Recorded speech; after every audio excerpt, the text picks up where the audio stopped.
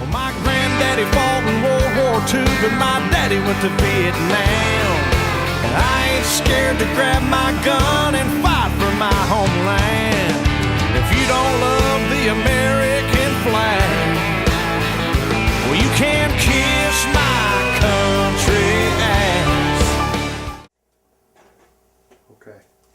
Once while stationed in Europe during World War II, Forrest was with his troop, and the commander who didn't know how to read a map very well told the group to advance, which the commander didn't know that the village nearby was occupied by Germans, and they had machine guns. When we got halfway across the field, they opened fire on them. Hart said they laid as fast as they could for what seemed like hours. And when they got reinforcements called in, the commander still had the map screwed up, and they were bombed by artillery. The group finally made across the field and over a railroad embankment. At this time, Forrest and another man decided to get the wounded, and they could take them into the basement of a nearby farmhouse.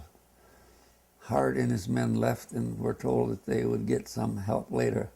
They got 12 wounded men into the basement in that farmhouse, but their help never showed up. After taking care of the wounded, they heard a tank pull up outside. None of them made a sound. They heard a man yelling in German. The man was telling them to come out of the house. The Americans still didn't make a noise. The Germans then threw a grenade down in the basement. Luckily, no Americans were hurt. After that, the Americans yelled that they were only wounded men down there. The Germans captured them and had them start walking. While walking down the road, the German soldiers couldn't get any trucks to stop and pick up the Americans to take them to a concentration camp. It was dark out, and they saw what looked like be 3 Americans lying alongside the road dead. Only 2 German soldiers were holding the Americans, one on one end of the column and one on the other. And when the Americans got opposite, or the Germans got opposite the Americans, they jumped up and shot the 2 guards. This was what we called advanced night patrol. Every night after dark, they would send men out from the unit to get in contact so they knew where the enemy was, just to get contact, not to fight or nothing. Anyway, that's what they were doing. And then they told us what direction to go to get back to our unit. It wasn't our unit. And we went across these fields. And then we got over there to where we were supposed to stay.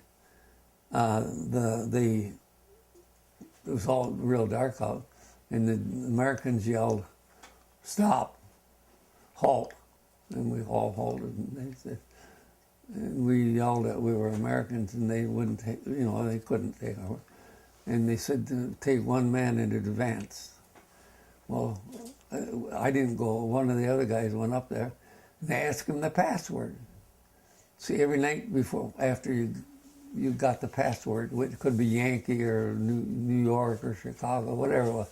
It was just a password. So in case you got captured, they'd ask you the password. And if you knew the password, they knew you were American. And then they finally let us go, and then we stayed there that night. And they took us back to our unit. And the next day. But we had all walking wounded. See, we couldn't have carried no litters all that far. So you were a prisoner of war for how long? I'm going to say 3 or 4 hours, and that's all. What were you thinking during those 3 or 4 hours? What was going through your mind? Scared to heck. Walking in the dark, and the guy behind you with a gun, and the guy in front of you with a gun pointing at you.